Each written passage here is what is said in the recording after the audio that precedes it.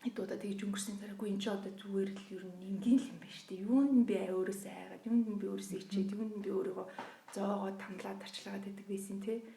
Бусад хүмүүс одоо юу гэж бодох, ер нь ямар хамаатай юм тий гэсэн тийм бодол анх удаа л ерөөсөө зурсаж орж ирсэн л дээ тийм. LGBT төв хүн бүрт хүний эрх шударгаас нэр төр. Та яг одоо Mongolian Queer podcast-ийг сонсож байна. LGBT төвөөс эрхлэн гаргадаг Mongolian Queer podcast-ийн маань ээлж дугаар эхэлж байна. Тэгээ өнөөдөр манай зочноор гоё хүн ирсэн байгаа. Тэгээ өөрийгөө танилцуулаарай. Сайн байна уу? Намайг Туя гэдэг.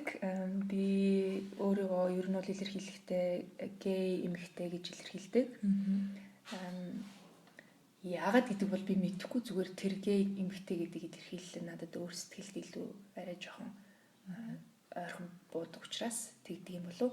Ер нь бол яг сэтгэл гэж ярьснаас сэтгэлээ чагнах юм бол